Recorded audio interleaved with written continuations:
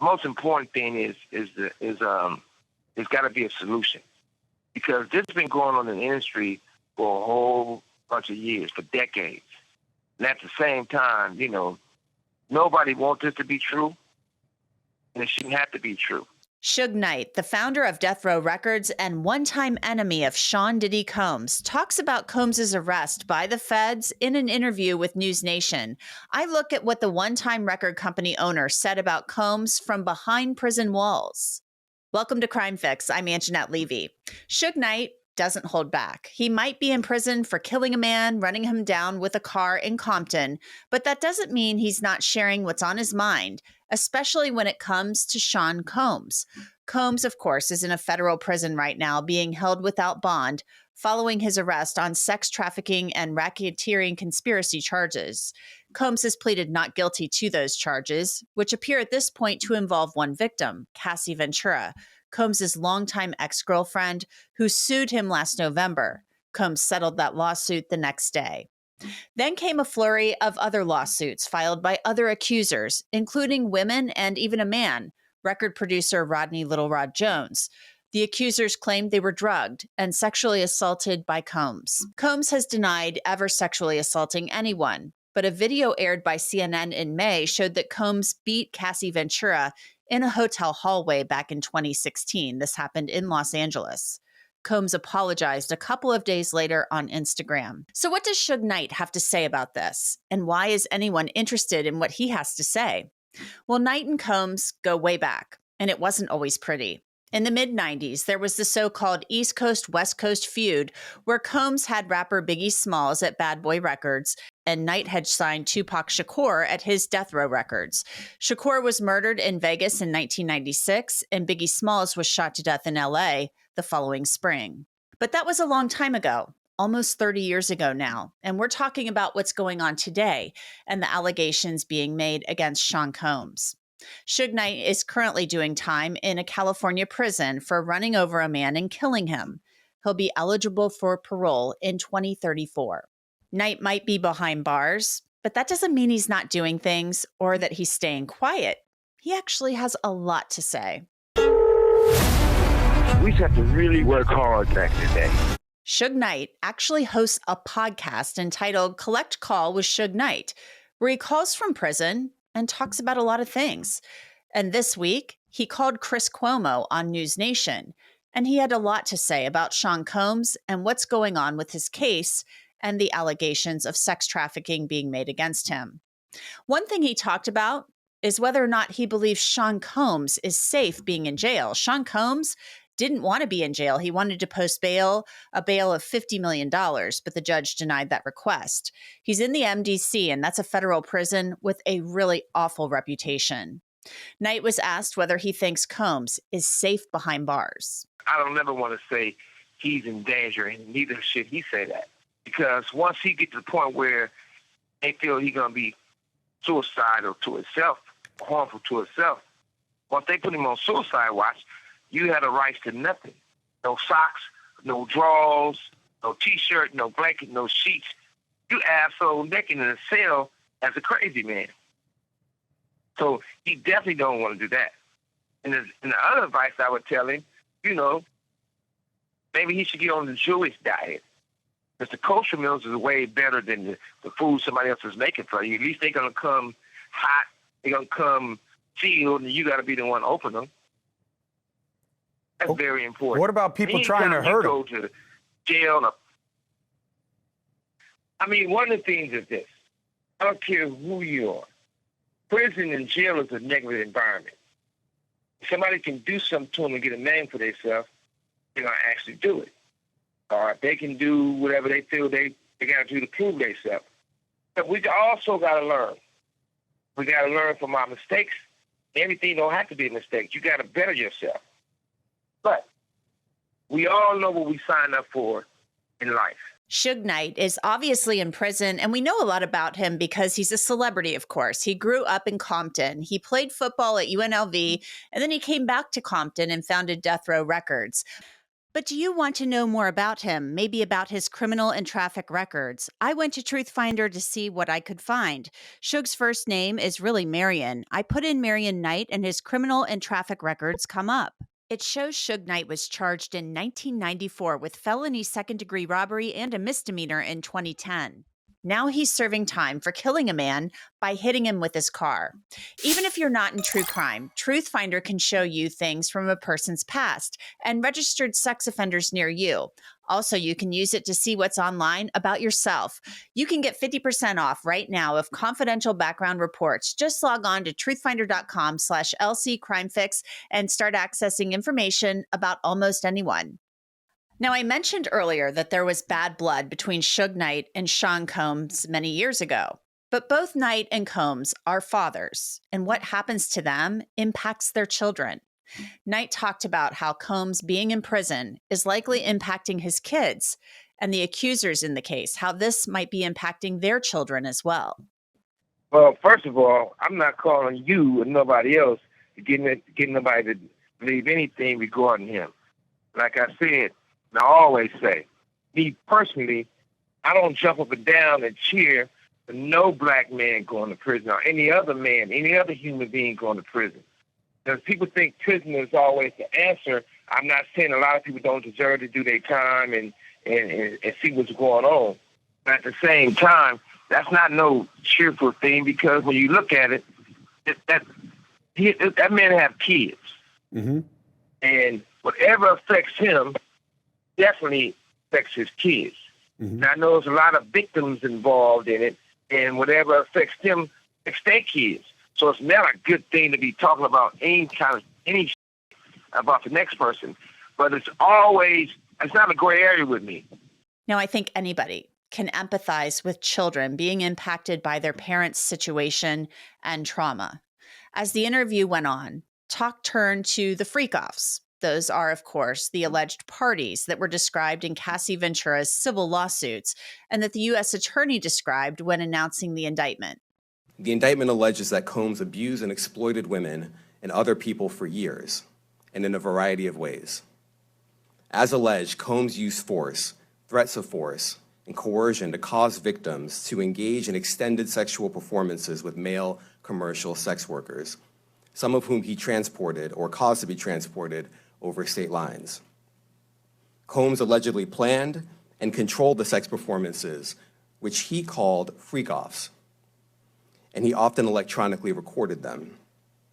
The freak-offs sometimes lasted days at a time, involved multiple commercial sex workers, and often involved a variety of narcotics, such as ketamine, ecstasy, and GHB, which Combs distributed to the victims to keep them obedient and compliant. As alleged, when Combs didn't get his way, he was violent, and he subjected victims to physical, emotional, and verbal abuse so that they would participate in the freak-offs, and that Combs hit, kicked, threw objects at, and dragged victims, at times by their hair. On one occasion in March of 2016, that conduct was captured on video and later reported in the media. Specifically, Combs kicked, dragged, and threw a vase at a victim in a Los Angeles hotel when the victim was attempting to flee. As alleged, these assaults often resulted in injuries to the victims, which took days or weeks to heal.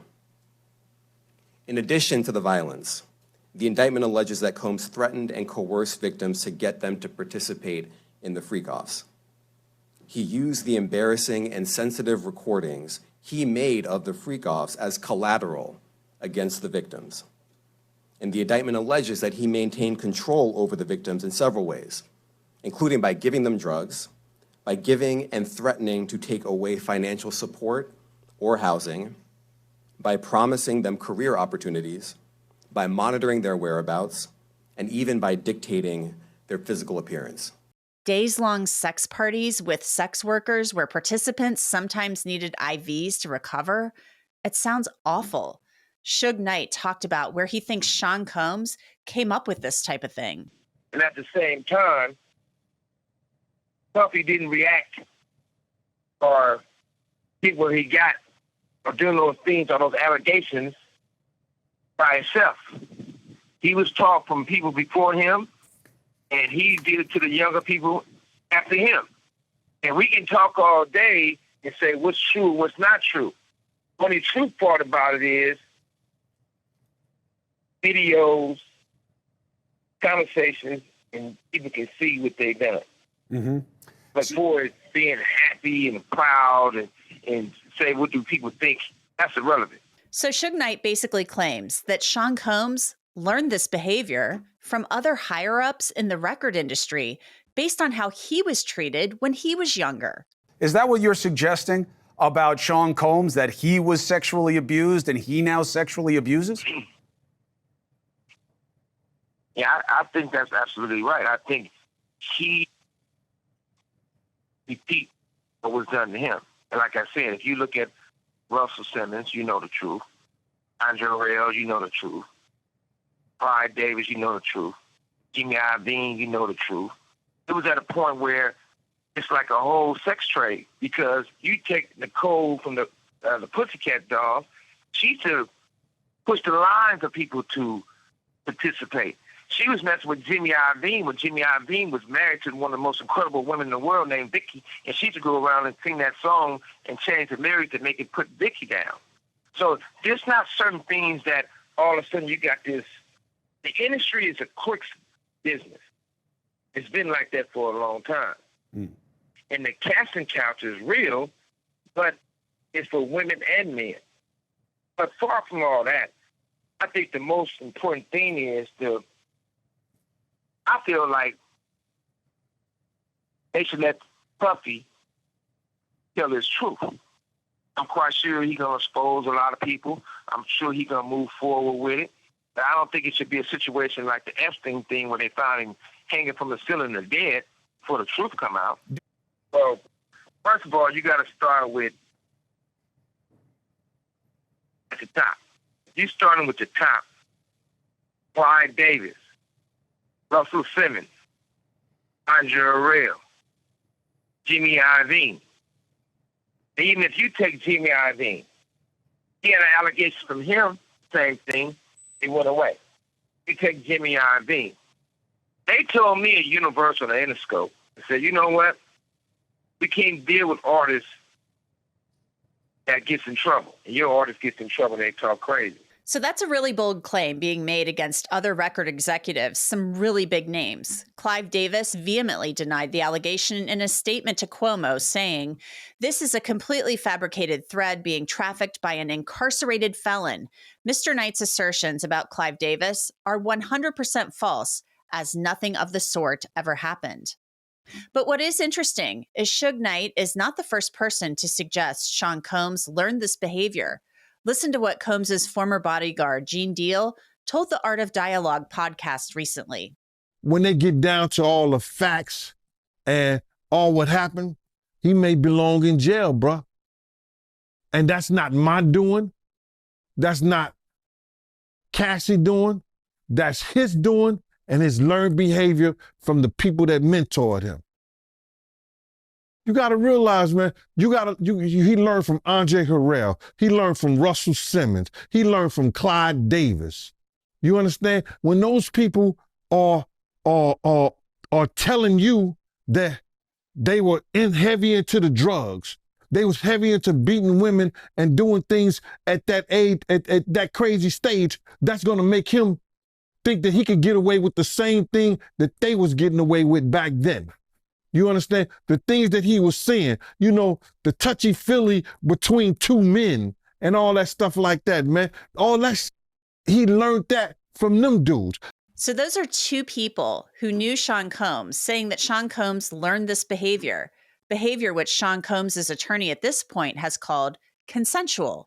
Knight then offered his thoughts on the freak-offs. Well, number one, luckily, I wasn't their first choice, their second choice. I wasn't no choice to be at those freaky parties. But you know what they show. They used to have a thing in the industry, right? And the sad thing about it, I don't like mentioning Usher. I don't like mentioning Justin Bieber. I don't like mentioning all these people that everybody know what time it is. So at the same time, they used to have a joke. They never played this joke with me. And They used to walk in the Interscope office. They'll go back there and they'll be like, hey, we passed the test. I said, we haven't did the test. One dude said, well, don't say that in front of Mr. Knight because he's going to take it offensive and hurt somebody. I said, well, whatever it is, I probably will take it offensive when somebody will get their ass whooped. You know, that was me in those days. But they used to have these guys, they used to call it the boiled egg test. They could take a boiled egg, a raw boiled egg, and have those guys put their pants down and bend over and they stick it up. The eggs break, they say they're not ready yet. They ain't put enough work in. This is Hollywood. So everybody want to go act like they don't know what's going on. Hold on a second, but Suge. if you just look. That's Suge, all you got to do is I have never heard of anything like that. So if I haven't heard about it, just assume a lot of people haven't heard that before. But you think it's on video? Let's stop for a second. Go ahead, Suge. Yeah, listen, and also, have you ever been to any puffy parties? No.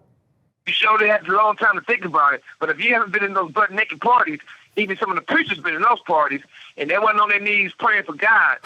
See, they was praying for somebody to have come real quick or something, but I wasn't there, but there's proof of it.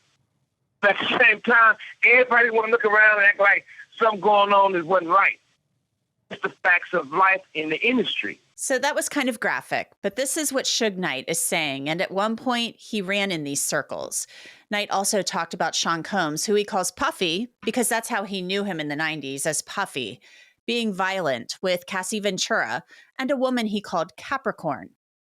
Jimmy, Security, and Puffy pulled up on Capricorn and started telling her that she got to settle with him. She got to take this money. She got to do this deal. And whooping her ass and doing all the shit they took her to. And guess what? She settled. She took the money. And the money didn't come from Puffy. It didn't come from Shimmy. It came from Interscope or Universal. And they paid her through it like she was getting a paycheck for working there. And then they made the girl, I think she had to pay taxes on it. So that's even more crazier. So when you look at all these things and everybody want to say Puffy, Puffy, Puffy, don't get me wrong. Yeah, Puffy stepped in this shit, and even if he wiped the shit off his shoe, it still stinks. But he's not the only one. They got all the tapes. So there you have Suge Knight saying that Sean Combs is not the only one. He's making these bold claims about the music industry. Sean Combs has pleaded not guilty, as I've told you. Here's his lawyer, Mark Agnifilo. His resolve is the same. He believes he's innocent. I believe he's innocent. And we're going to fight this case with all of our might until we don't have to fight any longer. The fight continues. We're not giving up by a long shot. I told Mr. Combs I'm going to try and get his case to trial as quickly as possible. I'm going to try and minimize the amount of time he spends in very, very difficult and I believe inhumane housing conditions in the special housing unit of the Metropolitan Detention Facility. And I'm going to do everything that I can to move his case as quickly as possible. And Mark Agnifilo told a TMZ documentary that Combs plans to testify at his trial whenever it's scheduled. So this trial will certainly be a he said, she said, and likely what the tape shows type of event. And that's it for this episode of Crime Fix. I'm Angenette Levy. Thanks so much for being with me. I'll see you back here next time.